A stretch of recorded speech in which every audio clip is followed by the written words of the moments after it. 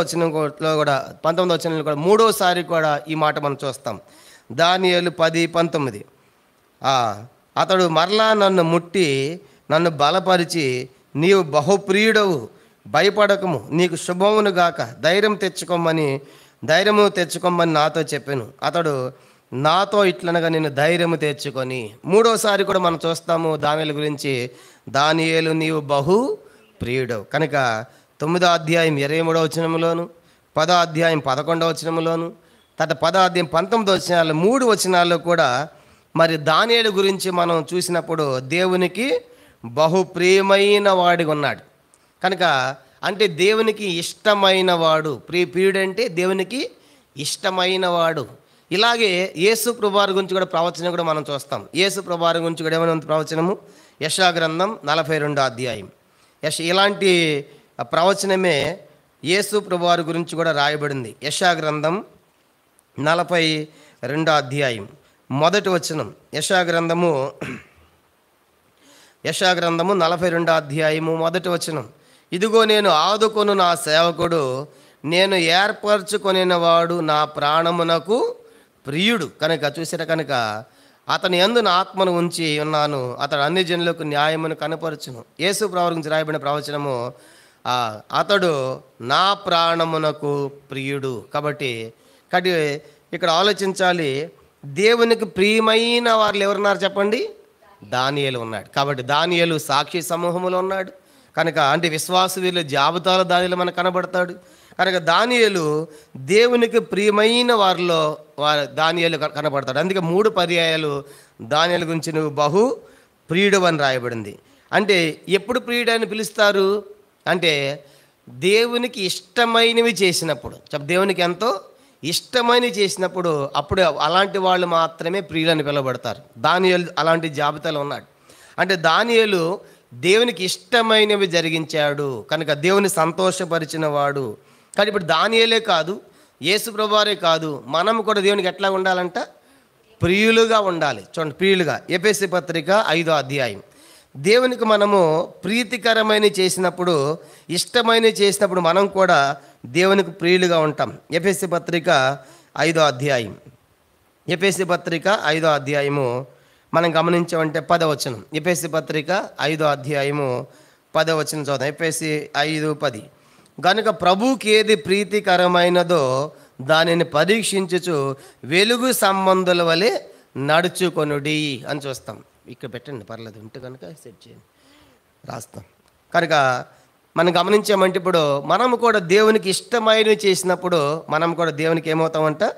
ప్రియులుగా ఉంటాం. కానీ ఇప్పుడు దానియేలు సాక్షి సమూహంలో ఉన్నాడు.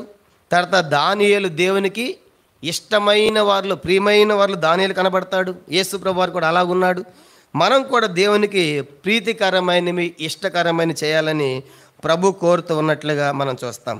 అయితే దానియేలు గ్రంథము దానియేలు గ్రంథాన్ని పాత నిబంధనలోని ప్రకటన గ్రంథం అని పిలుస్తారు. చెప్పండి, కొత్త నిబంధన మన ప్రకటన ఉంది కదా, అలాగే పాత నిబంధనలో దానియేలు గ్రంథం ప్రకటన గ్రంథం అని కూడా పిలుస్తారు. అంటే అంత సమానం. అంటే ఇప్పుడు ప్రకటనలో ఉన్న సంగతులు దానియేలు గ్రంథంలో మనం చూడబోతున్నాం. చాలా సంగతులు అక్కడ ఇక్కడ రిలేటెడ్గా ఉంటాయి.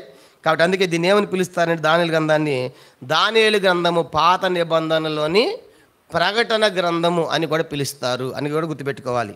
తర్వాత పాత నిబంధనలు ఎక్కువగా చదివిన గ్రంథము దానియేలు. పాత నిబంధనలో ఎక్కువగా చదివే గ్రంథం ఏంటంటే దానియేలు గ్రంథమే. తర్వాత ప్రపంచ క్రైస్తవ్యాన్ని కూడా ఎక్కువ మందిని ఆకర్షించిన గ్రంథము కూడా దానియేలు గ్రంథమే. కాబట్టి ఇప్పుడు దానియేలు గ్రంథం ద్వారా కాబట్టి దానియేలు గ్రంథం అనేది పాత నిబంధనలో ఉన్నటువంటి ప్రకటన గ్రంథము అని మనం గుర్తుపెట్టుకోవాలి. దానియేలు గ్రంథాన్ని పాత నిబంధనలు ఎక్కువగా చదివినటువంటి పుస్తకము, ఎక్కువ మందిని ఆకర్షించిన పుస్తకము ప్రపంచంలో మనం చూసామంటే దానియేలు గ్రంథము. క్రైస్తవ ప్రపంచంలో కూడా ఎక్కువ మందిని ఆకర్షించిన గ్రంథం కూడా దానియేలు గ్రంథమే.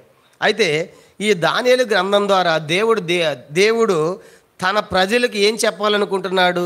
తన ప్రజలంటే ఎవరు చెప్పండి? తన ప్రజలంటే పాత నిబంధనలో యూదులు, ఇశ్రాయేలు. కొత్త నిబంధనలో యేసు ప్రభువుని అంగీకరించిన వారు. కానీ ఇప్పుడు దానియేలు గ్రంథం ద్వారా మనం చూసామంటే 4 విషయాలు చెప్పాలనుకుంటున్నాడు దేవుడు దానియేలు గ్రంథం ద్వారా.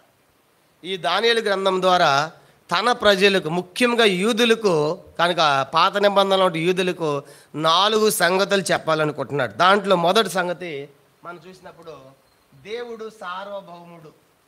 దేవుడు సార్వభౌముడు, సార్వభౌముడు లేదా సర్వాధికారి. మొదటి విషయము, దానియేలు గ్రంథం ద్వారా దేవుడు తన ప్రజలకు ఇచ్చే ఇండికేషన్, చెప్పాలనుకున్న సంగతి ఏంటంటే దేవుడు సార్వభౌముడు, లేదంటే బ్రాకెట్లో దేవుడు సర్వాధికారి అని కూడా రాసుకోవచ్చు. కనుక ఈ గ్రంథం అంతా చదివినప్పుడు మనకు అర్థమవుతుంది దేవుడు సార్వభౌముడు, లేదంటే ఆయన సర్వాధికారి అనే విషయం మనకు అర్థమవుతుంది. రెండవ సంగతి విధేయులదే విజయము. రెండవ సంగతి ఏంటంటే విధేయులదే విజయం. విధేయులదే విజయం. ఎవరైతే దేవునికి విధేయులు అవుతారో వాళ్ళకి ఏమవుతుందో తప్పనిసరిగా విజయం కలుగుతుంది. ఇవన్నీ ఇప్పుడు దానిలో అంతా మనం చూడబోతున్నాం. ఇదంతా పరిచయము, ఉపోద్ఘాతం, ఇంట్రడక్షన్ లాగా ఓవరాల్గా కొన్ని సంగతులు మీకు చెప్పాలనుకుంటున్నాం. కాబట్టి దానియేలు గ్రంథం ద్వారా దేవుడు తన ప్రజలకు ఏమని చెప్పాలనుకుంటున్నాడంటే, దాని గ్రంథం చదివినప్పుడు దేవుడు సార్వభౌముడు, ఆయన సర్వాధికారి అని మనకు అర్థమవుతుంది. రెండవదిగా ఆయనకి ఇష్టమైనటువంటి వారికి ఏం చేస్తాడు, ఆయన విజయాన్ని ప్రసాదిస్తాడు. విధేయులదే విజయము అనే సంగతి దాని గ్రంథం మనకు తెలియజేస్తుంది. మూడో సంగతి లోక రాజ్యాలన్నీ అశాశ్వతము. దాని గ్రంథం చూసినప్పుడు ఈ లోక రాజ్యాలన్నీ కూడా అశాశ్వతము.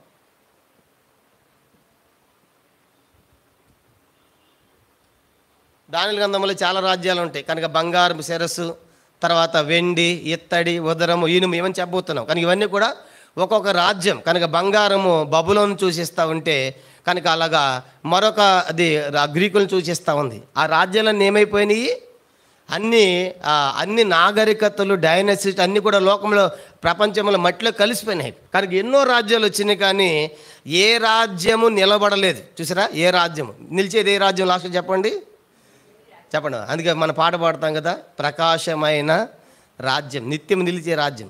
చాలా రాజ్యాలు మనకు కనపడే దానియేలు గ్రంథంలో. కనుక అనేకమైన డైనాసిటీ, అనేక మంది రాజులు వచ్చారు. కనుక ఆ రాజ్యాలన్నీ ఏమైపోయినాయి చెప్పండి? ఆ రాజ్యాలన్నిటిని కూడా చేతి సహాయం లేని రాయి దంచి వేసింది. ఏంటి ఆ చేతి సహాయం లేని రాయి? యేసు ప్రభువారు. కనుక అంటే దానియేలు గ్రంథం చదివినప్పుడు రాజ్యాలన్నీ నశించిపోయాయి. బబులోను పోయింది, గ్రీకులు పోయారు, పారసీకులు పోయారు. కనుక ఇలాగా అన్ని రాజ్యాలు నశించాయి. ఏ రాజ్యం వచ్చినా అది ఎలాంటి చెప్పండి? అశాశ్వతమైనది ఆ రాజ్యాలు. నాలుగో సంగతి దేవుడు ఏం చెప్పాలనుకుంటున్నాడంటే దేవుని రాజ్యము శాశ్వతం. నాలుగోది ఏంటంట? దేవుని రాజ్యము శాశ్వతం.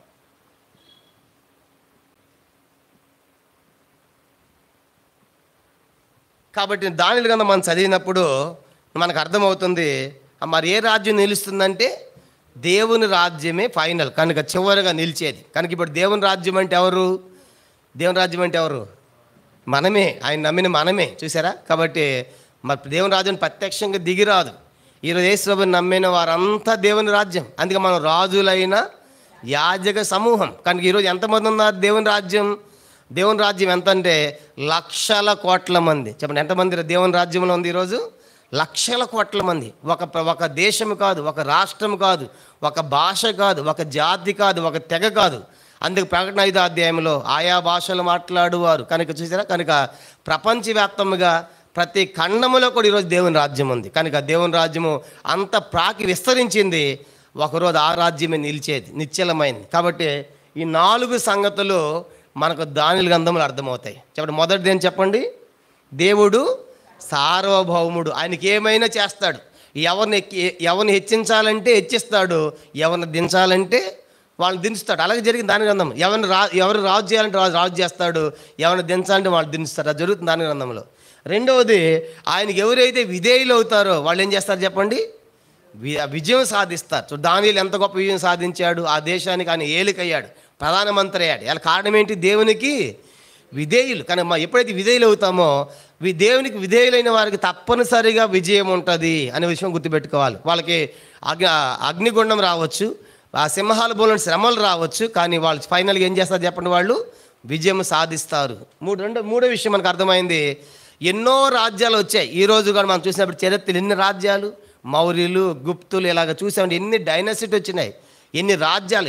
ఏ రాజ్యం కూడా నిలబడలేకపోయింది. కానీ లోక రాజ్యాలన్నీ కూడా అశాశ్వతమైనవి అనే సంగతి దాని గ్రంథం మనకు తెలియజేస్తూ ఉంది. నాలుగవది ఫైనల్గా దాని గ్రంథంలో దేవుని రాజ్యమే నిలుస్తుంది కనుక, ఫైనల్ కనుక, అల్టిమేట్గా కనుక అనే విషయము మనకు అర్థమవుతుంది. ఇప్పుడు దీన్ని చూసినప్పుడు మనం ఈ లోకం ఎట్లా బతకాలంటే దేవుని యొక్క అధికారం కింద ఉండి, ఆయనకు విధేయులుగా ఉండి, ఈ లోకరాజ్యాలు అశాశ్వతమని గుర్తించి దేవుని రాజ్యం కోసం దేవునికి మనం ఇష్టలుగా, ప్రియులుగా మనము బ్రతకాలి అనేది దాని గ్రంథం చెప్పేటువంటి సంగతి.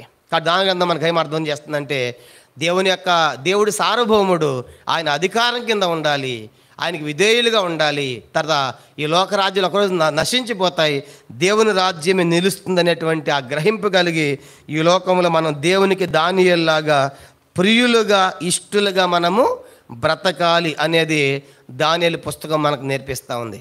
ఇంకా మనం చూసామంటే ఇంకా కొన్ని విషయాలు మనం చూద్దాము. పరిచయం చాలా ప్రాముఖ్యమైనది. ఈ పరిచయం వింటేనే మిగతా లోపల విషయాలు మనకు తెలుస్తాయి. తర్వాత ఇది దానియేలు గ్రంథము బైబిల్లో ఇది 27వ పుస్తకం. పాత నిబంధనలు ఎన్నో పుస్తకం? ఇది 27వ పుస్తకం. ప్రకటన గ్రంథంలో ప్రకటన ఎన్నో పుస్తకము? ప్రకటన గ్రంథం, కొత్త నిబంధనలో ప్రకటన గ్రంథం ఎన్నో పుస్తకం? ఎంత మాట్లాడరేంటి?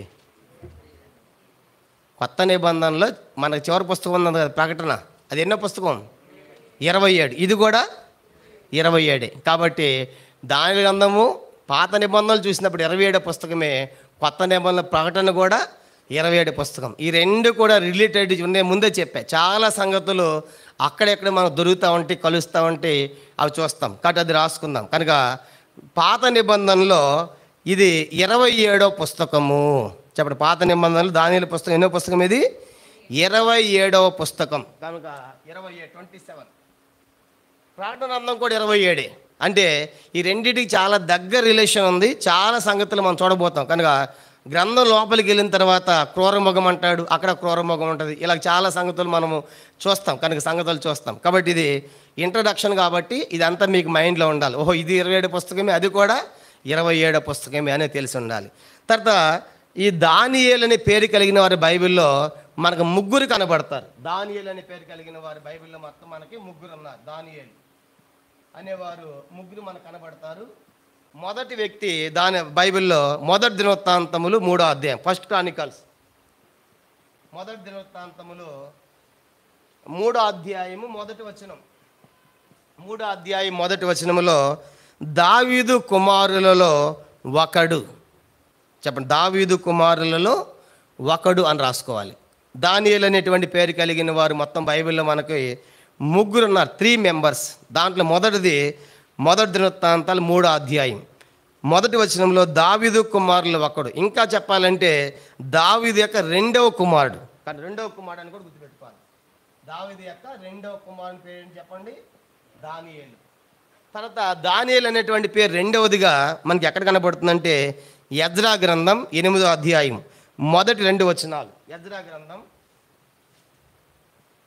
8వ అధ్యాయము మొదటి 2 వచనాల్లోనూ ఆ వ్యక్తి నెహెమ్యా గ్రంథం 10వ అధ్యాయం. నెహెమ్యా గ్రంథం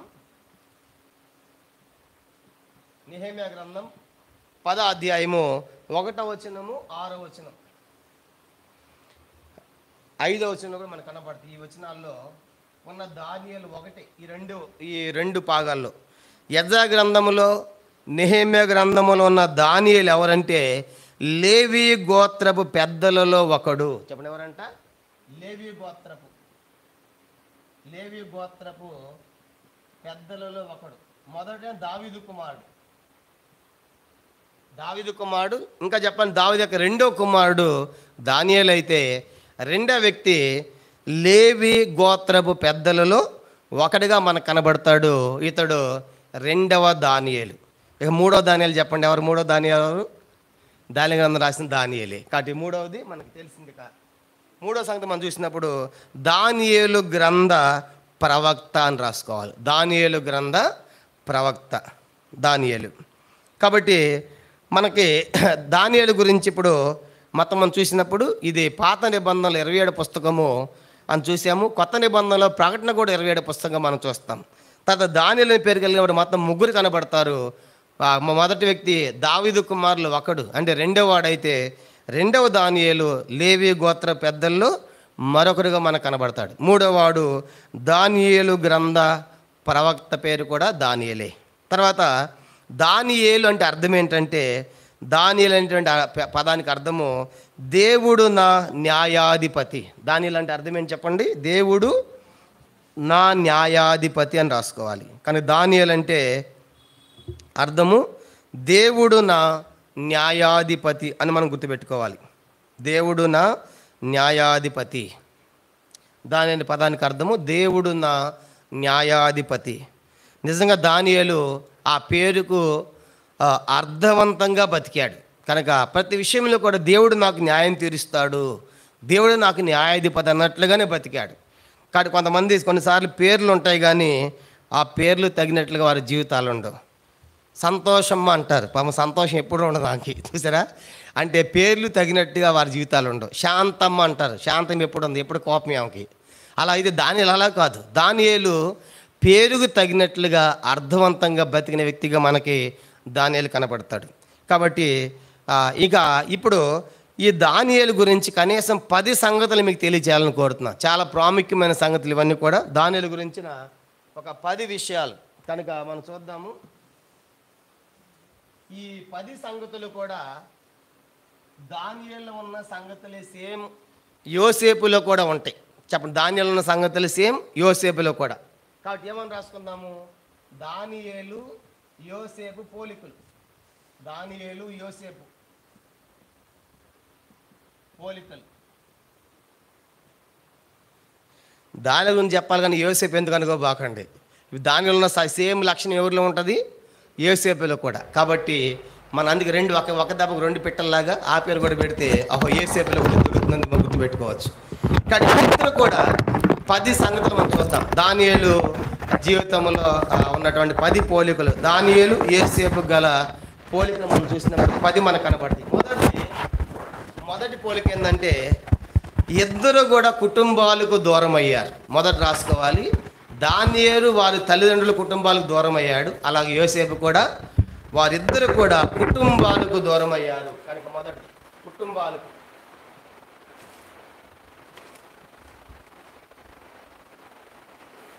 మనం ఒక నెల లేకపోతే బతకలేము.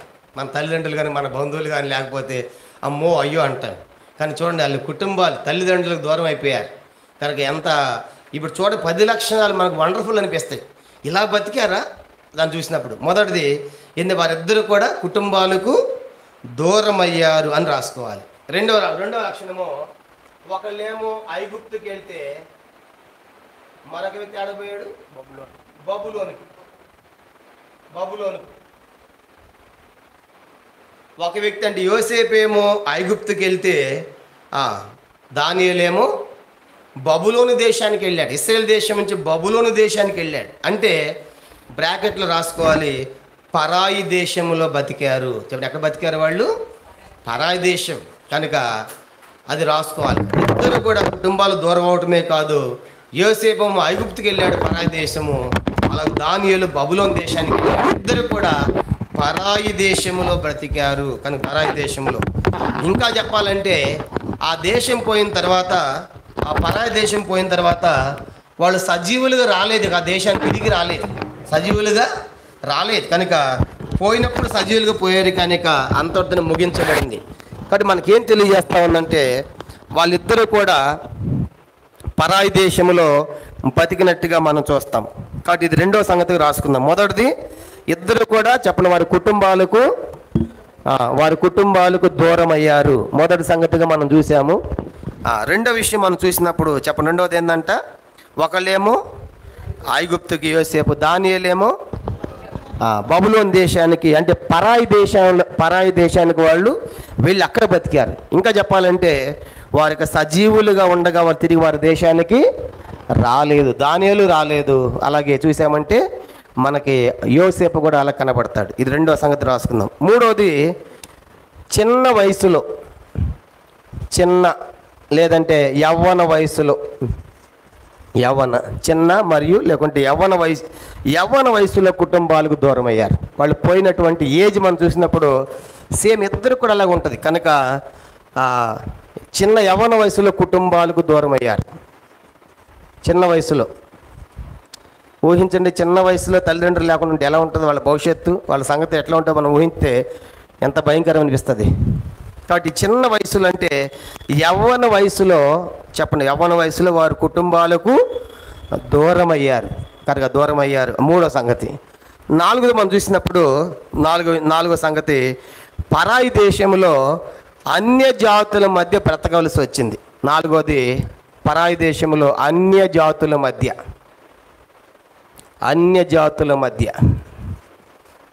పరాయి దేశంలో అన్య జాతుల మధ్య బ్రతకవలసి వచ్చింది వాళ్ళు.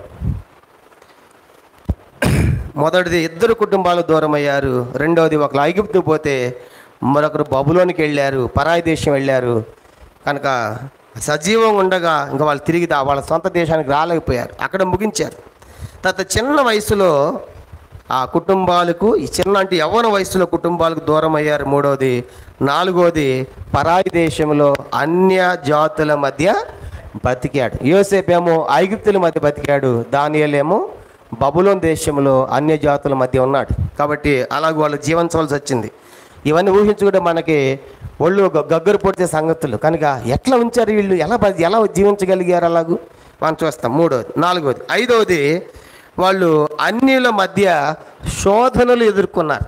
చెప్పండి, అన్యుల మధ్య వాళ్ళకి ఏమొచ్చినాయి అంట? శోధనలు.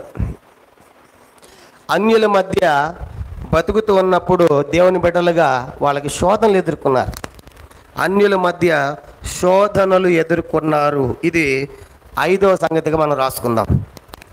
కాబట్టి ఐదవ సంగతి, అన్యుల మధ్య వాళ్ళు శోధనలు ఎదుర్కొన్నారు. ఇప్పుడు చెప్పండి, యోసేపుకి ఏం శోధన వచ్చింది?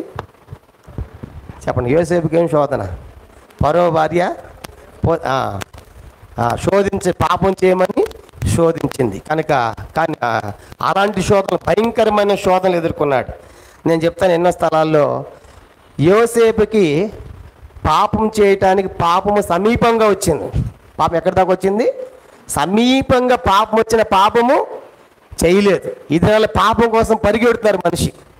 పాపం కోసం పరిగెడుతున్న అవకాశం దొరకపోయినా పాపం చేస్తున్నారు. చూసారా?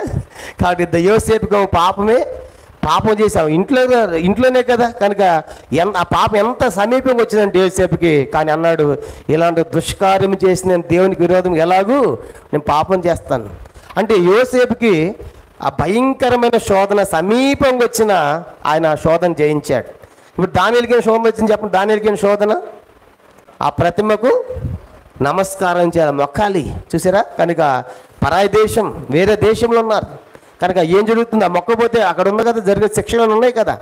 కాబట్టి అగ్నిగుండం, ఎంత భయంకరమైన శోధనలు. కనుక అన్యుల మధ్య ఆ దేవుని బిడ్డలుగా వారిద్దరు కూడా, యోసేపు శోధనలు భరించాడు, ఆ తర్వాత దానియేలు కూడా శోధనలు ఎదుర్కొన్నాడు. ఆరో సంగతి చూసినప్పుడు వారి శోధనల్లో వారి యొక్క క్యారెక్టర్ కోల్పోలేదు, వాళ్ళ యొక్క వ్యక్తిత్వం కోల్పోలేదు. కనుక వ్యక్తిత్వం అంటే క్యారెక్టర్ పాడు చేసుకున్న వాళ్ళు. శోధనలు వచ్చిన వారి క్యారెక్టర్ అంటే వ్యక్తిత్వం కోల్పోలేదు. ఇంకా చెప్పాలంటే పవిత్రత కాపాడుకున్నారు. పాపం చేయకుండా ఏం చేశారంటే వాళ్ళు పవిత్రత. వాళ్ళు యోసేపు అలాగ చేశాడు, దానియేలు కూడా ఈ ఆహారం పుచ్చుకొని నేను అపవిత్రులను కాకూడదని దానియేలు కూడా ఉద్దేశించినట్టుగా మనం చూస్తాం.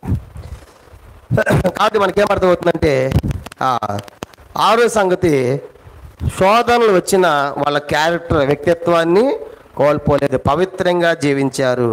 ఇప్పుడు మన కుటుంబాలతో ఎలా ఉన్నాం ఊహించండి. పరాయి దేశంలో లేము, మన పరదేశంలో ఉన్నామా? పరాయి దేశంలో లేము, విశ్వాసులతో ఉన్నాము, సహవాసం ఉంది మనకి, వారికి 3 సార్లు కలుస్తాము. అయినప్పుడు కూడా మనం ఎన్నో పొరపాట్లు చేస్తూనే ఉంటాం. వాళ్ళ కుటుంబాలు, తల్లిదండ్రులు లేరు, పరాయి దేశం, శోధనలు, తర్వాత అన్య ప్రజల మధ్య ఉండడం. కనుక ఎంత కష్టం వాళ్ళకి. కాబట్టి ఇవన్నీ ఆ శోధనలు ఎదుర్కొంటూ కూడా వాళ్ళు శోధనలో జయించారా లేకుంటే ఓడిపోయారా? శోధనలో జయించారు. ఆలోచించండి, పరాయి దేశంలో కుటుంబాలు లేకుండా, దేవుని బిడ్డల సహవాసము లేకుండా శోధన వస్తే మనమైతే ఏం చేస్తాం? మనమైతే తప్పనిసరిగా పాపము చేస్తాం, ఓడిపోతాం. నాకు ఎవరు సహవాసం, ఒంటరిగా ఉన్నాను కదా, జారిపోతాం మనం. కానీ వాళ్ళు పరాయి దేశమైన అన్యుల మధ్య ఉన్న శోధనలు వచ్చిన వాళ్ళ పవిత్రతను కాపాడుకున్నారు. వాళ్ళ క్యారెక్టర్ కంటే వ్యక్తిత్వాన్ని ఎక్కడ కూడా వాళ్ళు కోల్పోలేదు. కాబట్టి మనం కూడా వారిలాగా జయించగలగాలి. మనం ఒంటరిగా దేశాలు పెట్టి ఉండమంటే ఎంత ధైర్యంగా ఉండగలుగుతాం మనం? కాబట్టి ఆలోచించండి. అయితే వీళ్ళు ఎట్లా ఉండగలిగారు? తప్పు చేయకుండా, పొరపాటు చేయకుండా. అన్యుల దేశం కదా, అన్యులు కదా, పరాయి దేశం కదా, శోధనలు కదా, వాళ్ళ మధ్య ఎలా ఉండగలిగారంటే దేవుని యొక్క వాక్యంలో ఒక మాట ఉంది, కీర్తన 37. ఎందుకు వాళ్ళు అట్లా పవిత్రంగా జీవించగలిగారంటే వాళ్ళు ఏ దేశం పోయినా ధర్మశాస్త్రాన్ని మర్చిపోలేదు వాళ్ళు. కీర్తన 37వ కీర్తన చూడండి, 30-31 వచనాలు. ఎందుకు వాళ్ళ అడుగులు జారలేదు, వాళ్ళు పొరపాటు చేయలేదంటే కీర్తన 37:30-31 వచనాలు. నీతిమంతుల నోరు జ్ఞానము గురించి వచించును, వారు నాలుక న్యాయమును ప్రకటించును. 31వ వచనం చూడండి, వారి దేవుని ధర్మశాస్త్రము వారి హృదయములో ఉన్నది, వారి అడుగులు జారవు. చూసారా? కాబట్టి ఎందుకు వాళ్ళు జారిపోలేదు, ఎందుకు పాపంలో పడిపోలేదంటే చెప్పండి, ఇప్పుడు ధర్మశాస్త్రం ఎక్కడుందంటే వాళ్ళకి హృదయములో ఉంది. చెప్పండి, ఎక్కడుంది? హృదయములో. నోట్లో కాదు, మనలో బుర్రలో కాదు, హృదయములో ఉంది. ఎక్కడికి పోయినా నేను దేవుని బిడ్డను, కాబట్టి దేవుని బిడ్డగా జీవించాలి అని దేవుని యొక్క వాక్యాన్ని, ధర్మశాస్త్రాన్ని వాళ్ళ హృదయంలో పెట్టుకున్నారు. ఎప్పుడైతే హృదయంలో ధర్మశాస్త్రం ఉంటుందో ఏం చేయరంట వాళ్ళు? కీర్తన 119, దేవుని యొక్క వాక్యం హృదయంలో ఉంటే వాళ్ళు పాపము. కీర్తన 119వ కీర్తన చూడండి, మనం గమనించామంటే 11వ వచనం చూద్దాం. 9వ వచనం తర్వాత 11వ వచనం. కీర్తన 119 మొట్టమొదట మనకు బాగా తెలుసు, యూత్ మీటింగ్లో ఎన్నోసార్లు ఈ వాక్యం చదివి ఉంటాము. 119వ కీర్తన 9వ వచనం. 119, యవనులు దేని చేత తమ నడతను శుద్ధిపరచుకుందరు, నీ వాక్యముని బట్టి దాన్ని జాగ్రత్తగా చూచుకున్నట్టు చేతనే కదా. ఇప్పుడు 11వ వచనం, నీ ఎదుటి నేను పాపము చేయకూడనట్లు నా హృదయములో నీ వాక్యమును ఉంచుకొని ఉన్నాను. చెప్పండి, ఇప్పుడు వాళ్ళు పాపం ఎందుకు చేయలేకపోయారు అంటే ధర్మశాస్త్రము ఎక్కడుందంటే వాళ్ళకి హృదయంలో ఉంది. చూసారు? అంటే ఏ దేశం పోయినా వాళ్ళ దేవుని యొక్క ధర్మశాస్త్రాన్ని చేతుల్లో లేకపోయినా వాళ్ళు ఏం చేశారంటే వాళ్ళు హృదయంలో పెట్టుకున్నారు, హృదయంలో ఉన్నారు. కానీ వాక్యం మన హృదయాల్లో ఉండాలి. కనుక పుస్తకాల్లో, డైరీలో, మన బ్రెయిన్లో కాదు, హృదయంలో ఉండాలి. అది చాలా ప్రాముఖ్యమైనది. కాబట్టి అందుకే ప్రతిదీ ఎక్సర్సైజ్ చేయాలి, అభ్యాసం చేయాలి. కొన్ని విషయాలైనా సరే మీరు కంటెక్ట్ చేయాలి, కొన్ని విషయాలు నేర్చుకోవాలనేటువంటి ఆలోచన మనకు ఉండాలి. కాబట్టి ఈ యొక్క 119వ కీర్తన రాసిన భక్తుడు ఏమన్నాడు చూడండి, ఒక మాట. 119వ కీర్తన 100వ వచనం. 119వ కీర్తన 119 100 వర్స్. నీ ఉపదేశములు నేను లక్ష్యము చేస్తున్నాను, కావున వృద్ధుల కంటే నాకు విశేష జ్ఞానము కల. దేవుని యొక్క వాక్యాన్ని అంటే మనము ఉపదేశం లక్ష్యం చేస్తే ఏం పొందుతామంటే వృద్ధుల కంటే కూడా విశేషమైన జ్ఞానం. చూసారా? కాబట్టి మనకేమర్థం, దేవుని యొక్క వాక్యం, ధర్మశాస్త్రం మనము ఎంతగా తెలుసుకుంటామో, చదువుతామో ఏం పొందుతామంట? వృద్ధుల కంటే కూడా, అంటే ముసలి వాళ్ళ కంటే కూడా జ్ఞానాన్ని మనము పొందేవారు ఉంటాం, విశేషమైన జ్ఞానము మనం పొందేవారు ఉంటాం. కానీ ఇప్పుడు మనకి ఈ వచనాలు బట్టి మనకి ఏమర్థం అవుతుందంటే, ఆరోదిగా ఎందుకు వాళ్ళు క్యారెక్టర్ కోల్పోలేదు, ఎందుకు వాళ్ళు తప్పు చేయలేదు, ఎందుకు వాళ్ళు పవిత్రంగా జీవించగలిగారంటే చెప్పండి, ఇద్దరు కూడా వాళ్ళ హృదయాల్లో ధర్మశాస్త్రం ఉంది, వాళ్ళ హృదయంలో దేవుని యొక్క వాక్యం ఉంది. అందుకే వాళ్ళు పాపము చేయకుండా, యోసేపు ఏమో స్త్రీ దగ్గర దానిలో ఆహారం కావచ్చు, దేవతల విగ్రహాలు కావచ్చు, వాటి దగ్గర మొక్కకుండా జీవించగలిగారు. కారణం అంటే వాక్యం వాళ్ళ హృదయాల్లో ఉంది కాబట్టి. కానీ ఇప్పుడు ఇది 7వ సంగతిగా మనం చూసాం. అందుకే వాళ్ళు ఎన్ని శోధనలు వచ్చినా పొరపాటు చేయలేదు, పాపం చేయలేదు, అపవిత్రులు కాలేదు. 6వది. 7వది, ఇద్దరు కూడా వాక్యము చేత నడిపించబడ్డారు. చెప్పండి, ఇద్దరు కూడా దేని ద్వారా అంట? వాక్యం. ఇద్దరు కూడా వాక్యం, హృదయంలో వాక్యం ఉంది కాబట్టి ఇద్దరు కూడా వాక్యము చేత నడిపించబడ్డారు కనుక వాళ్ళు పవిత్రులుగా ఉన్నారు. కనుక ఇద్దరు కూడా వాక్యము చేత నడిపించబడిన వారికి మనం చూస్తాం. ఇది 7వ సంగతిగా మనం రాసుకుందాం.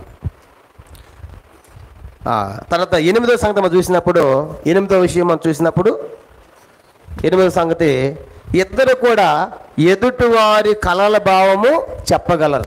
చెప్పండి, ఇద్దరు కూడా కలలు, ఎదుటివారు కలలు భావం చెప్పగలరు. కలలు భావం ఇద్దరు కూడా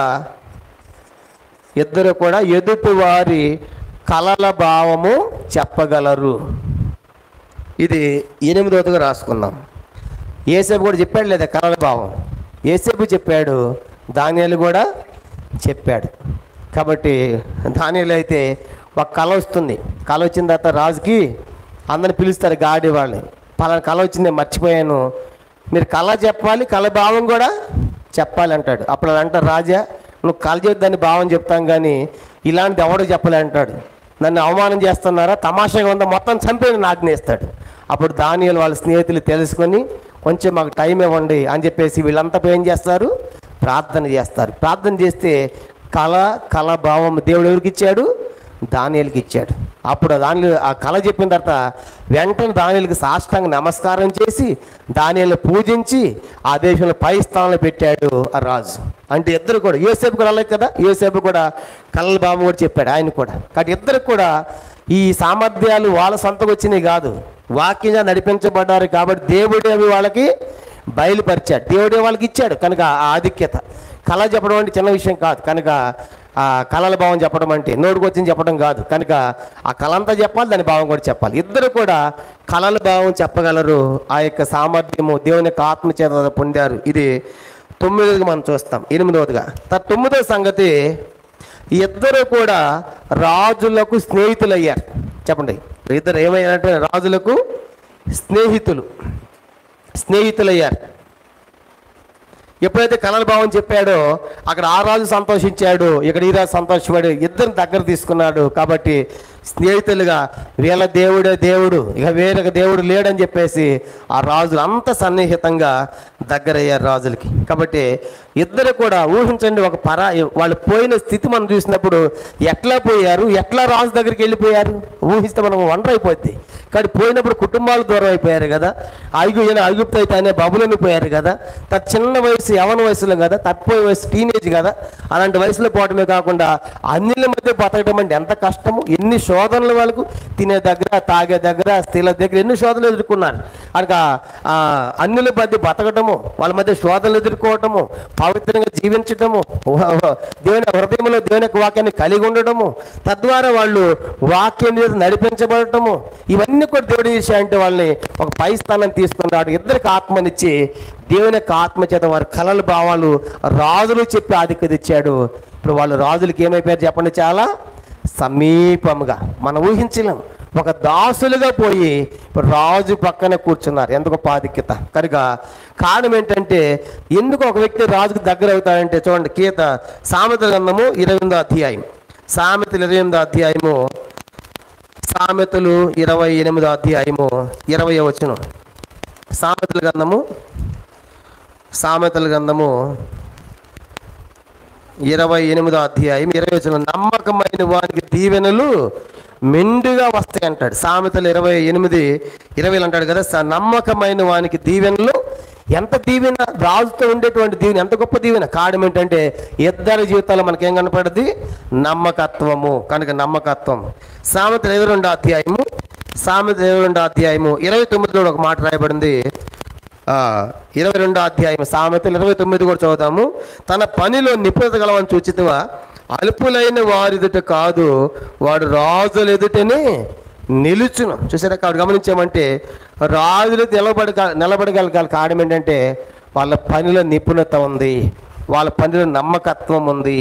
కాబట్టి మనము కూడా ఆ గుణాన్ని మనం కలిగి ఉండాలి. కనుక నమ్మకం అనేటువంటి గుణం, దాన్నే దేవుని గుణం అంటాడు. కానీ దేవుని గుణం, అందుకే దేవుడు ఎంతైనా నమ్మదగినవాడు, నీవెంతైనా నమ్మదగినవాడు.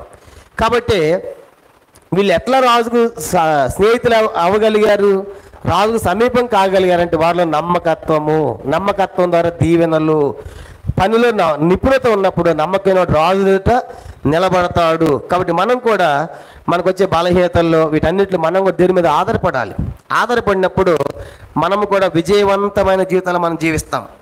అందుకే ఆ ప్రకటన గ్రంథము చూడండి, ప్రకటన 19వ అధ్యాయం 11వ వచనములో రాయబడింది. ప్రకటన గ్రంథం 19వ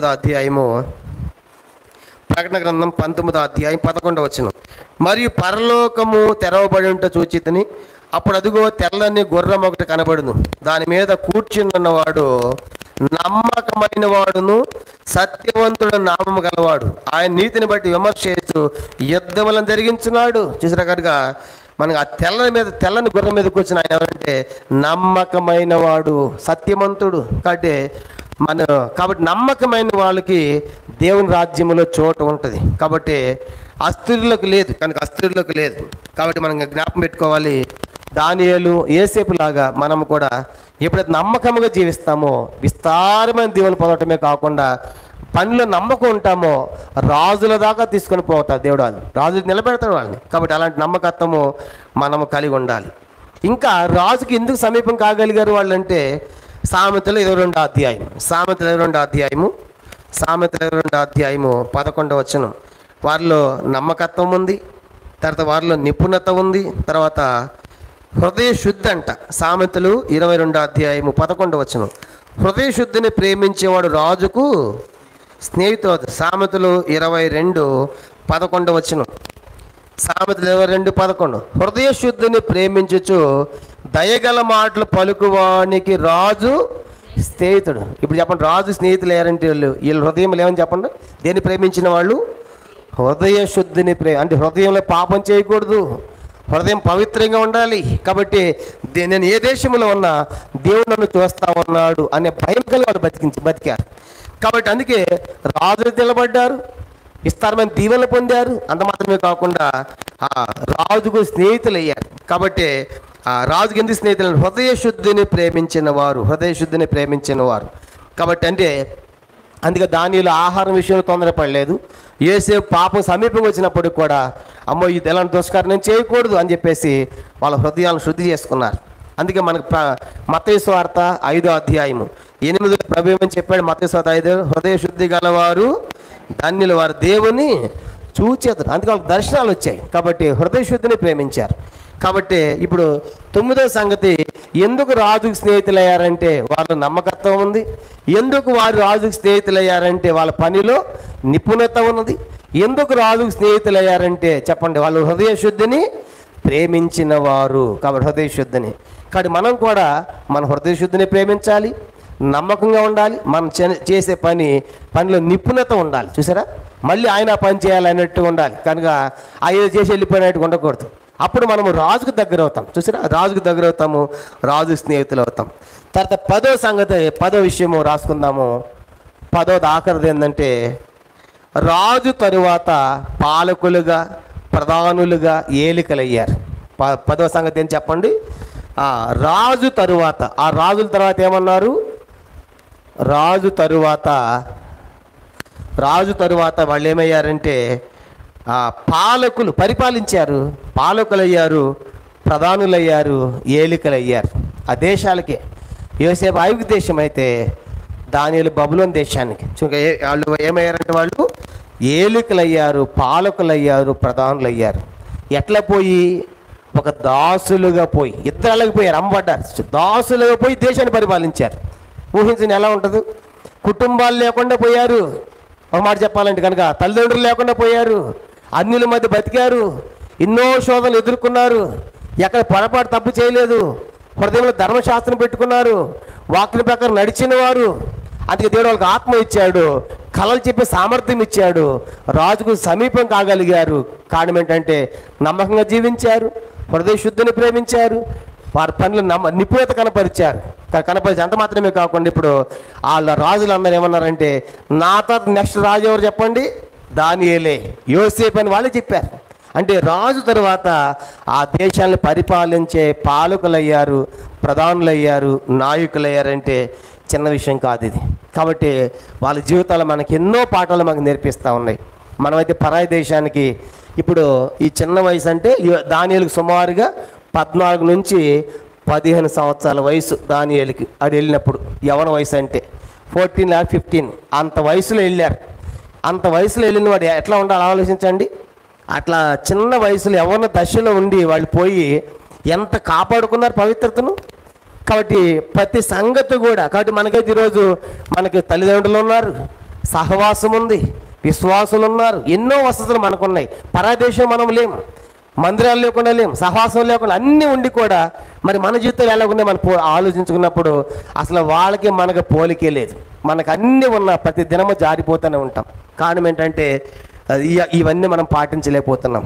కాబట్టి ఇవన్నీ జరిగిన తర్వాత ఇలాగ వాళ్ళు ఆ దేశంలో చివరికి ఏమైపోయారు చెప్పండి? పాలకులు, నాయకులు, ఏలుకలు అయ్యారు ఇద్దరు కూడా. ఇవన్నీ కూడా దానియేలు ఏముందో సేమ్ యోసేపు కూడా మనకు అదే చూస్తాం. కాబట్టి ఇవన్నీ చూసినప్పుడు మనము కూడా వీళ్ళిద్దరిలాగా బతకాలి. తల్లిదండ్రులు లేకపోయినా, పరాయి దేశం పోయినా, ఎక్కడ పోయినా మేము దేవుని బిడ్డలమే అనేట్టుగా వాళ్ళు రుజువు చేశారు. కనుక అలా సవాల్తో కొన్ని బతుకు అన్యుల మధ్య బతికి చూపించి ఆ దేశాలని పరిపాలించారంటే ఎంత గొప్ప ఆధిక్యత. తర్వాత మనం ఇవి కూడా జ్ఞాపకం పెట్టుకుంటాం. ఇంకా మనం చూసామంటే ఇంకా కొన్ని పరిచయం సంగతులు కూడా మీకు చెప్పాలి.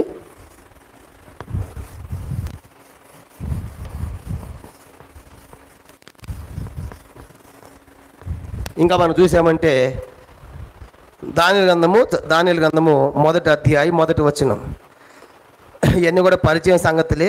ఇంకా మనం గ్రంథ విభజన కూడా వెళ్ళలేదు, గ్రంథ విభజన కూడా చెప్తాము. కనుక ఈ పరిచయమైన సంగతులు మనం చూస్తున్నాం అవుట్లైన్స్గా. చూడండి, దానియేలు గ్రంథము 1వ అధ్యాయం 3-4 వచనాలు. దానియేలు గ్రంథము 1వ అధ్యాయము పేజీ నంబర్ 731 పాత నిబంధనలు.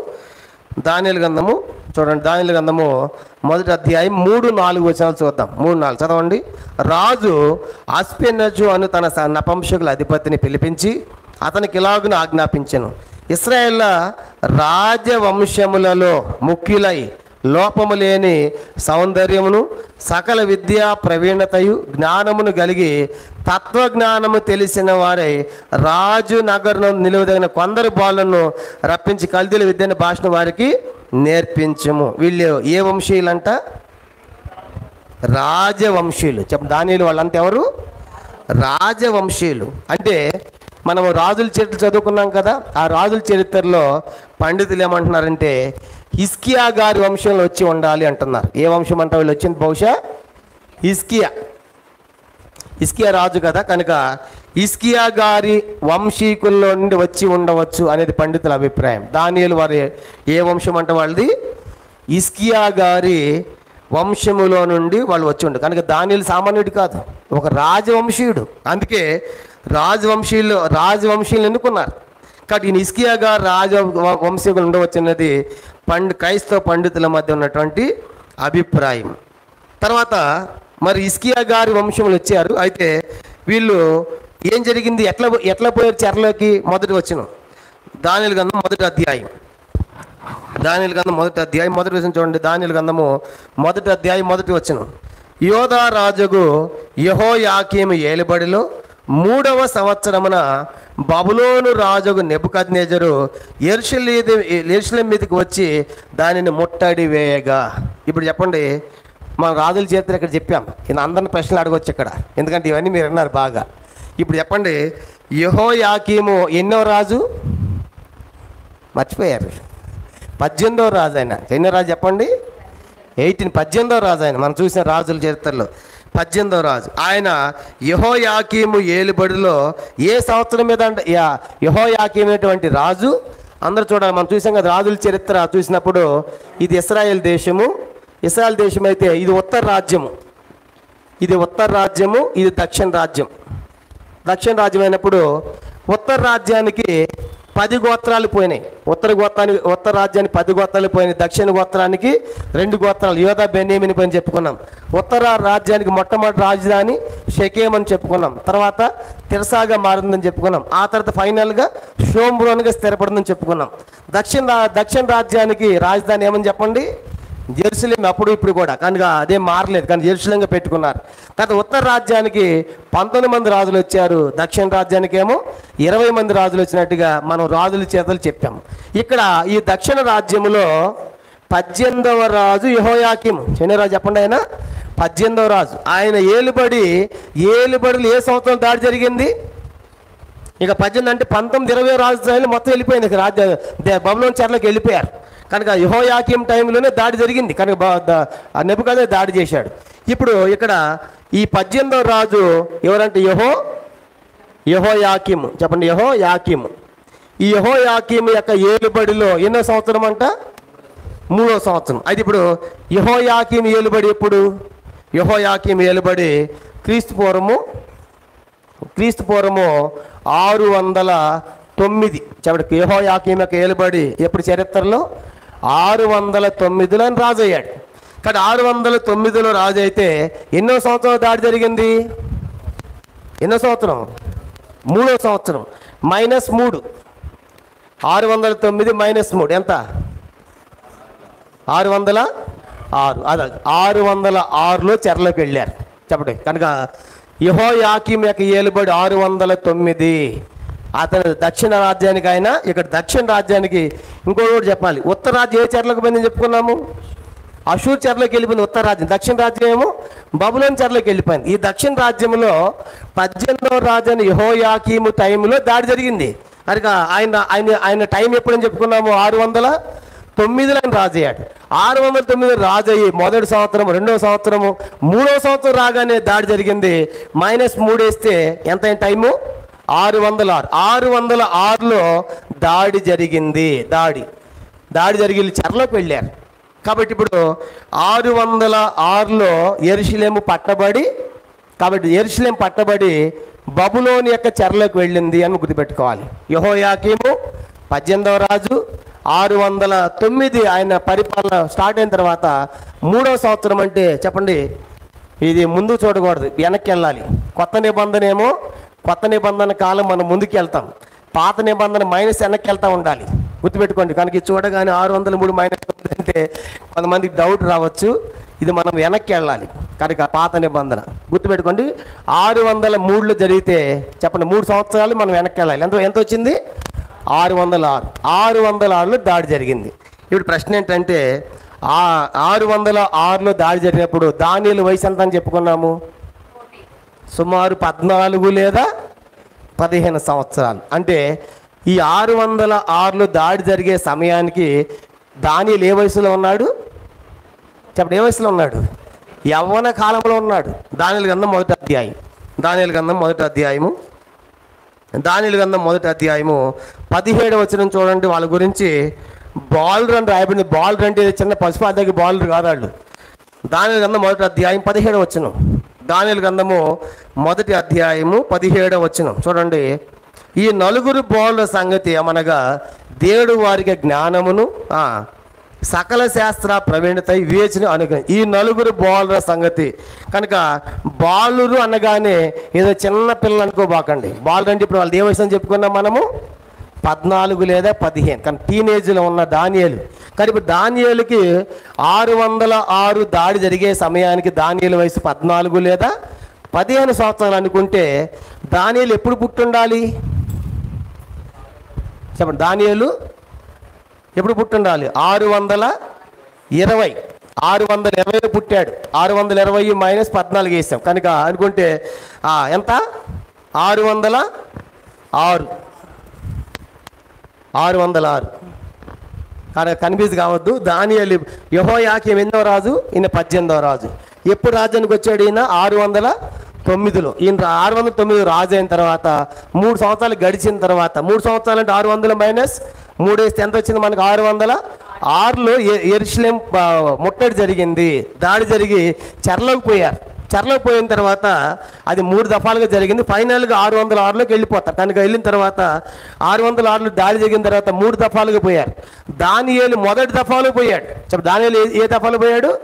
మొదటి దఫాలో బాగా చదువుకున్న హైలీ ఎడ్యుకేటర్స్ని తీసుకెళ్ళాడు బబులోను రాజు. ఎందుకంటే అప్పుడు బబులోను దేశం కాదు, బబులోను మహాసామ్రాజ్యంగా ఉంది. చెప్పండి, బబులోను ఎట్లా ఉంది?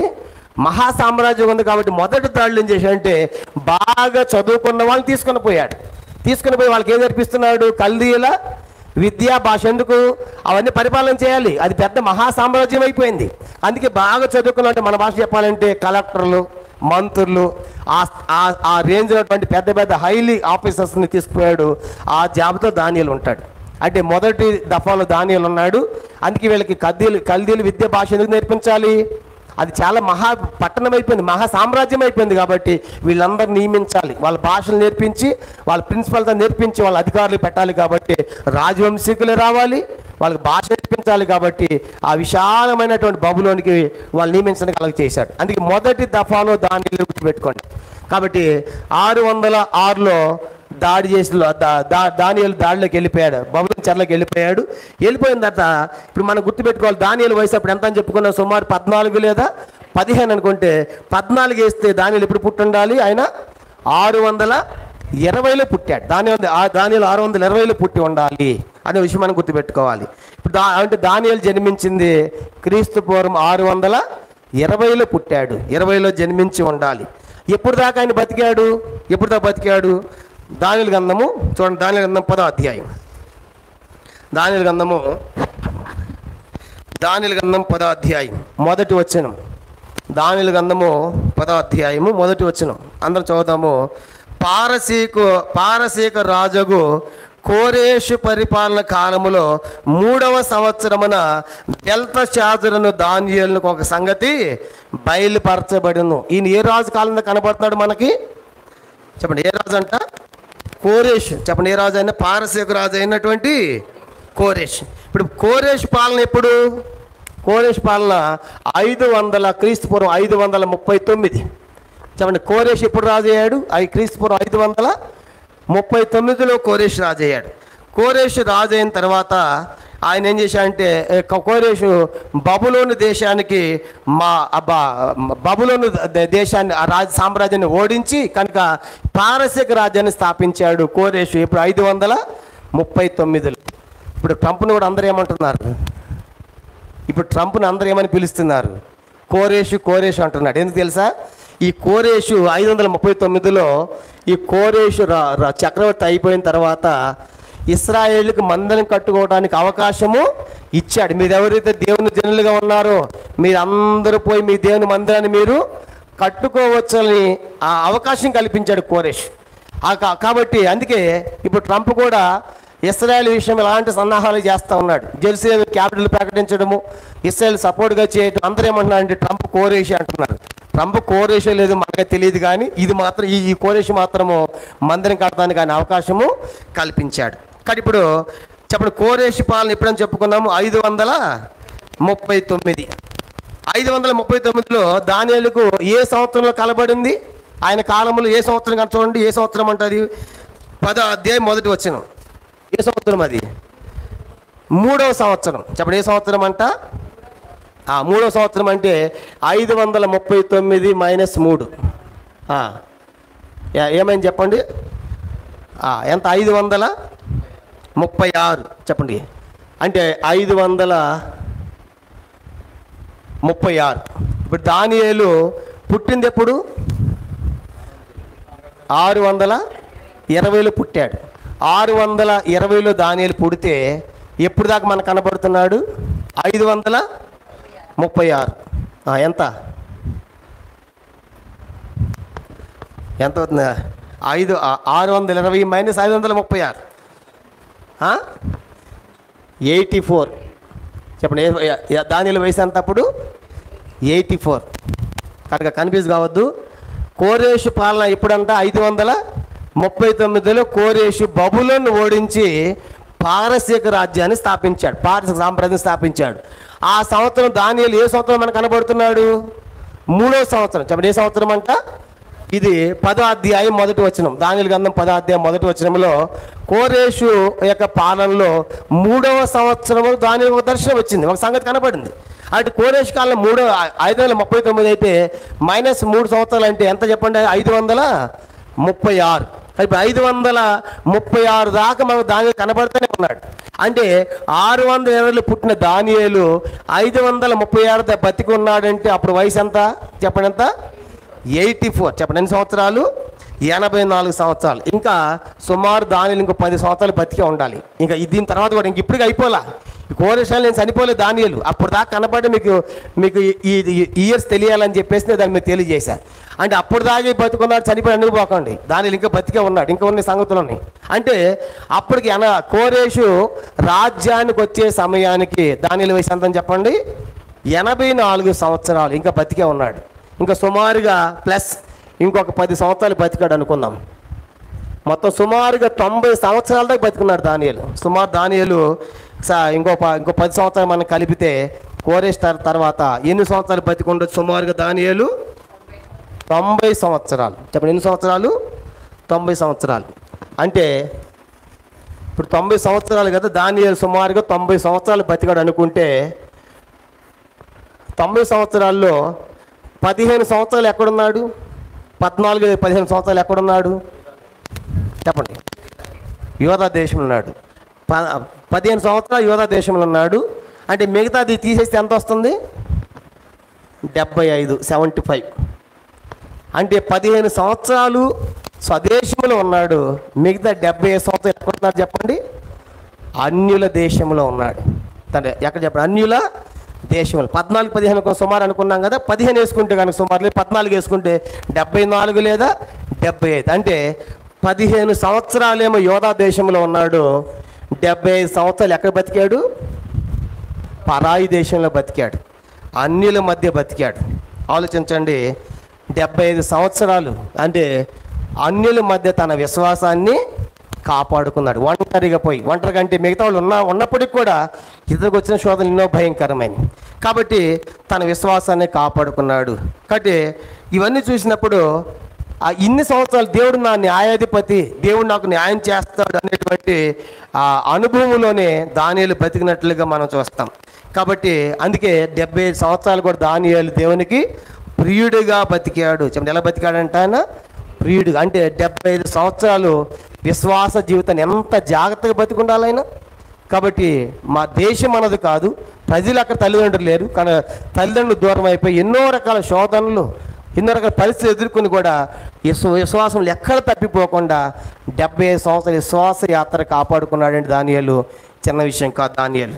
కాబట్టి ఈ సాయంకాలం మనకి దానియేలు చూపించే పాఠం ఏంటంటే మనము కూడా అలాంటి విశ్వాసం ఉండాలి. అందుకే 2 కొరింథీ పత్రిక 13:5 అంటాడు కదా, మీరు విశ్వాసం గలవారే ఉన్నారో లేదో మిమ్మల్ని మీరే పరీక్షించుకొని చూసుకొనుడి, మీరు మీరు భక్తులు కాని ఎడల యేసుక్రీస్తు మీలో ఉన్నాడని తెలుసుకోండి. 2 కొరింథీ 13:5 మనం చూస్తాం. అయితే ఇక దానియేలు గురించినటువంటి ఒక 3 సంగతులు చెప్పి నేను ముగిస్తా. ఇది పరిచయం మాత్రమే, ఇంకా గ్రంథంలోకి పోలేదు, గ్రంథ విభజన కూడా మీకు చెప్పలేదు ఎక్కడి నుంచి అనేది. ఇంకా 3 సంగతులు ఉన్నాయి, హైలైట్ సంగతులు. అవి చెప్పేసి ఈ వారానికి మనం ముగిచ్చేద్దాం. ఇంతవరకు క్లియరే కదా. 18వ రాజు యెహోయాకీము, ఆయన పరిపాలన ఎప్పుడనుకున్నాము? 609 అనుకున్నాము. 609 పరిపాలిస్తున్నప్పుడు 3వ సంవత్సరం దాడి చేశాడు. అంటే ఎన్నో సంవత్సరం? 606లో దాడి జరిగింది. 606లో వాళ్ళు చెరలోకి వెళ్ళాడంటే దానియేలు ఎప్పుడు పుట్టి ఉండాలి? 620లో పుట్టి ఉండాలి. కానీ 620లో పుట్టిన దానియేలు ఏ రాజు వరకు ఉన్నాడు? కోరేష్ రాజు వరకు ఉన్నాడు. కోరేష్ రాజు టైంలో ఏ సంవత్సరం దానియేలు కలబడింది? 3వ సంవత్సరం, అంటే 536. అంటే దానియేలు 620లో పుట్టి 536 వరకు మనకు సజీవంగానే కనబడుతూ ఉన్నాడంటే చెప్పండి, అప్పుడు దానియేలు వయసు ఎంత ఉండాలి? సుమారుగా 84 సంవత్సరాలు అవుతుంది. ఇంకా 10 సంవత్సరాలు అదనంగా బతికే ఉన్నాడు. తర్వాత అద్దెలు మనకు కనబడతాడు. సుమారు 90 సంవత్సరాలు అనుకుంటే 90 సంవత్సరాలు తన జీవితంలో 15 సంవత్సరాలు మాత్రమే యోధా దేశంలో ఉన్నాడు. మిగతా 70 సంవత్సరాలు అన్యుల దేశంలో తన విశ్వాసాన్ని కాపాడుకున్నాడు. కాబట్టి దానియేలు జీవితం ఎంతో సవాల్తో కూడిన మనకు కనబడుతుంది.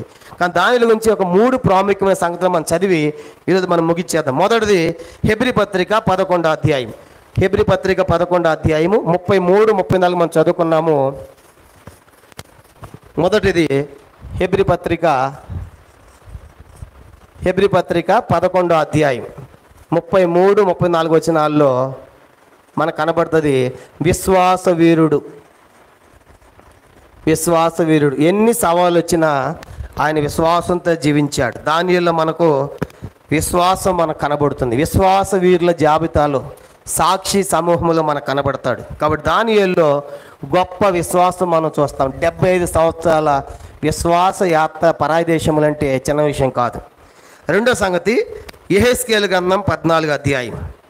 యెహెజ్కేలు గ్రంథం 14 అధ్యాయము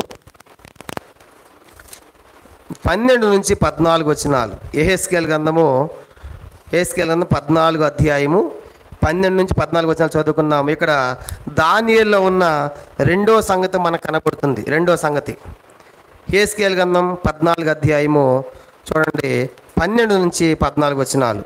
మరియు యెహోవాకు నాకు ప్రత్యక్షమై ఇలాగ సెలవిచ్చాను, నరపుత్రుడా, ఏ దేశమైతే విశ్వాసఘాతకమై నా దృష్టికి పాపము చేసినదో దానికి నేను విరోధనై ప్రాణాధారమగు ఆహారము లేకుండా లేకుండా చేసి కరువు పంపించి ఆ మనుషులను పశువులు నిర్మూలము చేశాను. ఇప్పుడు 14 వచ్చిన చదవండి. 14 బాగా గుర్తుపెట్టుకోవచ్చు. యెహెజ్కేలు 14 నోవాహు, దానియేలు, యోబు ఈ ముగ్గురు అట్టి దేశం ఉండెను. వారు తమ నీతి మాత్రము చేతను తమను తాము రక్షించుకుంది. ఇదే యెహోవాకు. రెండో లక్షణం దానియేలు ఏముందంట? ఏముంది? నీతిమంతుడు. యెహెజ్కేలు 14:14లో రెండవదిగా నీతిమంతుల జాబితాలు ఉన్నాడు. నీతిమంతుడు దేవుడు చెప్తున్నాడు. మొదటిది విశ్వాసవీయుడిగా దానియేలు మనకు కనబడతాడు. రెండవదిగా దానియేలు ఎవరంట? నీతిమంతుడు. 75 సంవత్సరాలు తన నీతిని తను కాపాడుకున్నాడు. కాబట్టి దానియేలు బతికే ఉన్నాడు. కనుక యెహెజ్కేలు ప్రవక్త మనం చదువుకున్న యెహెజ్కేలు అన్నాం కదా, యెహెజ్కేలు కూడా దానియేలుకు సమకాలికుడు. చెప్పండి, దానియేలుకి ఏంటంట? ఇద్దరు సేమ్ ఏజ్, అటు ఇటుగా. కనుక యెహెజ్కేలు దానియేలు కూడా ఇద్దరు సమకాలికులు. యెహెజ్కేలు గ్రంథం రాసే సమయానికి దానియేలు బతికే ఉన్నాడు, దానియేలు చనిపోలేదు. కనుక ఇద్దరు కూడా సమకాలికులు. కాబట్టి గొప్పవారితో పోలుస్తున్నాడు దానియేలు. యెహెజ్కేలు ప్రవక్త దేవుడి ద్వారా రాస్తూ ఏమంటున్నాడు? ఎవరితో పోల్చాడు? ఆయన యోబుతోనూ నోహుతో పోల్చాడు. కానీ గొప్ప అంటే నోహు ఎంత ముందున్నవాడు ఈయనకంటే. కాబట్టి నోహుతో పోల్చబడుతున్నాడు, యోబుతో పోల్చబడుతున్నాడంటే ఎంత గొప్పవాడితో దానియేలుకు పోలికొందో మనం ఆలోచించాలి. కాబట్టి మరి మన గురించి దేవుడు చెప్పగలడా? తిమోతి నీతిమంతుడు, మీ పేరు పెట్టుకోండి. చెప్పగలడా మన గురించి? విశ్వాసుడు చెప్పగలడా? కాబట్టి మనం చూసినప్పుడు మనకి ఎన్ని సవాళ్ళతో కూడిన ప్రశ్నలు. కానీ ఎక్కడున్నాం అసలు మన విశ్వాస జీవితంలో? వాళ్ళు ఎక్కడున్నారు, మనం ఎక్కడున్నాం? కాబట్టి ఆయన విశ్వాస వీడికి పిలవబడుతున్నాడు. రెండవది ఆయన నీతిమంతుడిగా మూడవది అది మనం ముగిద్దాం. యెహెజ్కేలు గ్రంథం 28వ అధ్యాయం 3వ సంగతి. ఇక్కడ నీతిమంతుడు అనే మాట ఇంకో వచనం కూడా ఉంది. యెహెజ్కేలు 14 చూడండి, 14:20 కూడా చూడండి. యెహెజ్కేలు 14:20లో కూడా నీతిమంతుడు అనే మాట మనకు కనబడుతుంది. రెండోసారి యెహెజ్కేలు 14:20 నోవాహు, దానియేలు, యోబు ఈ ముగ్గురు దానిలో ఉన్నాను నా జీవముతోడు తమ నీతి మాత్రము చేత తమను తాము రక్షించుకుంది. 2 సార్లు రాయబడింది దానియేలు నీతిమంతుడని, 2 సార్లు. మొదటిది 14:14 అయితే రెండవది 14:20లో కూడా మనకు అదే వచనం మనకు కనబడుతుంది. ఆఖరిగా మనం చూసినప్పుడు దానియేలులోని 3వ లక్షణము యెహెజ్కేలు గ్రంథం 28వ అధ్యాయము మొదటి వచనం. యెహెజ్కేలు గ్రంథం 28వ అధ్యాయం మొదటి వచనం చదువుకుని మనం ముగిచ్చేద్దాం ఈ వారానికి. యెహెజ్కేలు గ్రంథం 28వ అధ్యాయం 28 చాప్టర్. యెహెజ్కేలు గ్రంథము 28వ అధ్యాయము మొదటి వచనం. మరి యెహోవాకు నాకు ప్రత్యక్షం ఎలాగ సెలవిచ్చును, నరపుత్రుడా, తూరు అధిపతి ఎలాగూ ప్రకటింపము. ప్రభుకి యెహోవా సెలవిచ్చిన దేవనగా, గర్విష్ఠుడై నేను ఒక దేవతను సముద్రం మధ్య నేను ఆశ్రయుడై ఉన్నానని నీవు అనుకొనిచున్నావు. నీవు దేవుడు కాక మానవుడు అండి, దేవునికి తగినంత అభిప్రాయం కలిగి ఉన్నావు. నీవు దానియేలు కంటే జ్ఞానవంతుడవు. ఈ సందర్భము దేవుడు అపహాస్యం చేస్తూ వెటకారంగా తూరు అధిపతితో మాట్లాడుతూ చెప్తున్నాడు, నువ్వు దానియేలు కంటే జ్ఞానవంతుడు. అంటే దానియేలు గురించి ఏమని రాయబడుతుంది? 3వ మాట చెప్పండి, జ్ఞానవంతుడు.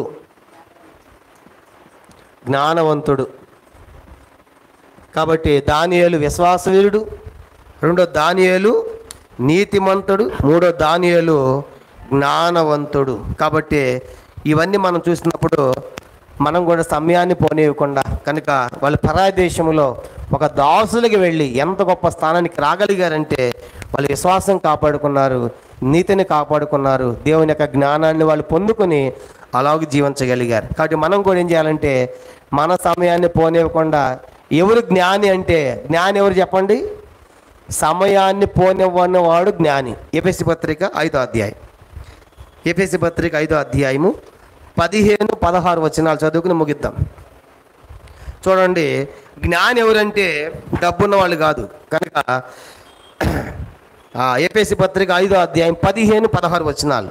15-16 దినములు చెడ్డవి కనుక మీరు సమయం పోనేక సద్వినియోగం చేసుకోవచ్చు, అజ్ఞానుల వలె కాక జ్ఞానుల వలె నడుచుకున్నట్లు జాగ్రత్తగా చూచుకొనుడి. చూసారా? కనుక సమయము పోనివ్వని వాడు జ్ఞాని. చెప్పండి, జ్ఞాని అంటే ఎవరు చెప్పండి? సమయం పోనివాడు. కలెక్టర్ దగ్గరికి వెళ్ళి నువ్వు చాట భారం చెబుతుంటే కలెక్టర్ వినరు. 1 నిమిషం చెప్పాలి. వాళ్ళకి ఎంత పని, ఎంత బిజీ ఉంటుంది. అంటే మనకి ఎంత సమయం ఇచ్చాడు? 24 గంటలు. చాలామందికి సమయము టైం పాస్ అవుతుంది, కొంతమందికి టైం పాస్ బ్రదర్ అంటారు. వాళ్ళకి ఎట్ట టైం గడవాలో తెలియదు. కనుక కొంతమందికి ఏమో సమయం దొరకదు, కనుక మాకు సమయం లేదు బ్రదర్ అంటారు. ఎప్పుడు బిజీగా ఉంటారు. కాబట్టి మనకు 1 మినిట్ కూడా ఎంత విలువైందో ఆలోచించండి. పోయినటువంటి సమయం మళ్ళీ తిరిగి మనకు రాదు. కానీ 24 గంటల్లో ఎంత టైం వేస్ట్ చేసాం అనవసరంగా ఖాళీగా కూర్చుని. కాబట్టి మన జ్ఞానవంతులమైతే ఆ 1 మినిట్ కూడా దేనికి దాన్ని కేటాయించాలి అనేవాడే జ్ఞాని. కాబట్టి ఇప్పుడు కొత్త నిబంధన ప్రకారం జ్ఞానులు ఎవరంటే సమయమును పోనివ్వనివాడు. కాబట్టి ఈ జ్ఞాపకం దానియేలు ఎలా జీవించగలిగాడంటే విశ్వాసవీడుగా, నీతిమంతుగా, జ్ఞానిగా మనకి కనబడతాడు. ఇది కొంత ఉపోద్ఘాతం ఇచ్చాం. ఇంకొక పాట కూడా ఉపోద్ఘాతం వచ్చేవారని చెప్పిన తర్వాత గ్రంథంలోనికి మనం పోతాం. ఇంతవరకు బుర్రకు పట్టింది అనుకుంటున్నా. కాబట్టి మర్చిపోవద్దు, మీకు అన్ని క్లియర్గా చెప్పాను. కనుక మళ్ళీ ఒకసారి డౌట్ ఏమైనా ఉంటే ఒకసారి మళ్ళీ వినండి. కనుక ఆ సంవత్సరాలు కూడా వేసి అవన్నీ చేసిన కారణం ఏంటంటే మీ మైండ్లో ఫిక్స్ అవ్వాలని. కాబట్టి మళ్ళీ 606 ఏంటి, ఈ 536 అనుకోబాకండి. కానీ చెప్పే కదా. కనుక అవన్నీ కూడా తీసివేతలాగా చేస్తే మనకు క్లారిటీ వచ్చేసింది. అలాగ మనము జాగ్రత్త పడదాం. ప్రభు యొక్క వాక్యాన్ని దీవించును గాక. ప్రార్థన చేసుకుంటాం. మోకరించండి. ఈ వాక్యం వెలుగులో ప్రార్థన చేసుకుని మనం ముగించుకుంటాం. ఈ రాత్రి మరి దానియేలు గురించినటువంటి ఎన్నో సంగతులు మనం వింటూ వచ్చాం. మరి దానియేలు దేవునికి ప్రియుడిగా ఉన్నాడు. అంత మాత్రమే కాదు, మనం కూడా ప్రియులుగా ఉండాలని దేవుడు కోరాడు. మరి దానియేలు గ్రంథం మనకు నేర్పిస్తున్న సత్యాలు, దేవుడు సార్వభౌముడు, సర్వాధికారి. ఆయనకు విధేయులుగా ఉంటే నీకు విజయం ఇస్తాడు. ఈ లోక రాజ్యాలన్నీ కూడా అశాశ్వతమైనవి. 4వ దేవుని రాజ్యమే నిలుస్తుందని మనం ఎరిగి బ్రతకాలి. అందుకే దానియేలు మరి ఇద్దరు కూడా కుటుంబాలకు దూరం అయ్యారు, ఆయా దేశాలకు వెళ్ళారు. చిన్న వయసులో కుటుంబాలు దూరం అయిపోయారు, అన్యుల మధ్య బతికారు, ఎన్నో శోధనలు ఎదుర్కొన్నారు. కానీ క్యారెక్టర్లో పవిత్రత కాపాడుకున్నారు. కారణము వారి హృదయంలో ధర్మశాస్త్రం ఉంది, హృదయంలో వాక్యం ఉంది, వాక్యం చేత నడిపించబడ్డారు. అందుకే దేవుడు వారికి కళలు చెప్పే సామర్థ్యం ఇచ్చాడు. అందుకే వాళ్ళు రాజుకు స్నేహితులు అయ్యారు.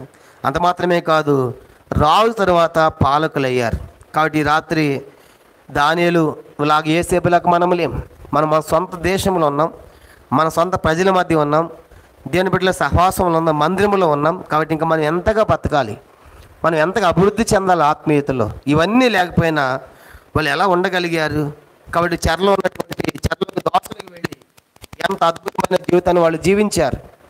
దానిలో అయితే 90 సంవత్సరాల జీవితం అయితే సుమారుగా 70 సంవత్సరాలు అన్యుల మధ్య ఎంత విశ్వాసాన్ని కాపాడుకుని ఆయన విశ్వాసవీరుడుగా, నీతిమంతుడుగా, జ్ఞానిగా పిలువబడుతున్నాడో మనకు సవాలుగా ఈ రాత్రి నిలబడుతుండగా, ప్రభు నేను కూడా అలాగ దానియేలుగా జీవించాలి అనేది ఒక మంచి తీర్మానం చేసుకుని మనం వెళదాం. ప్రార్థన. పరలోకమందున్న మా తండ్రి, పరిశుద్ధ దేవ, మీ స్తోత్రాలు. ఈ రాత్రికాల సమయంలో మరి దానియేలు గ్రంథం యొక్క పరిచయముగా కొంత వివరణ మేము తెలుసుకున్నాం. దయలు మాత్రం అనేకమైన సంగతులు మీ ఆత్మ ద్వారా మాకు బోధించారు. అందుకే మీ స్తోత్రాలు. ఏమైతే విన్నామో అవి విడిచిపెట్టుకొని పోకుండా, అపవాదు కూడా మర్చిపోయి చేయకుండా, ఎత్తుకొని పోకుండా హృదయంలో నీరుగట్టి ఫలింప చేయమని, ముద్రించమని, వచ్చిన ప్రతి ఒక్కరిని మీరు దీవించమని, ఆస్వాదించమని, ఇంకా వాళ్ళకి మంచి జ్ఞాపకాన్ని, గమనాన్ని తీసుకొచ్చి మీరే మహిమ పొందమని, భవిష్యత్ స్థితిగా సిద్ధపరచమని యేసుక్రీస్తు వారి పరిశుద్ధమైన నామములో ప్రార్థించి స్తుతించి అతి వినయముగా వేడుకొనుచున్నాము తండ్రి. ఆమేన్. మన తండ్రి అయిన దేవుని ప్రేమయు, కుమారుడైన యేసుక్రీస్తు వారి కృపయు, పరిశుద్ధాత్మక అన్యోన్య సహవాసము చేర్చిన మనకును, తను ప్రేమించే వారికి సకల పరిశుద్ధులకును ఇప్పుడు ఎల్లప్పుడూ సదాకాలము తోడై ఉండును గాక. ఆమేన్. అందరికీ ప్రైజ్.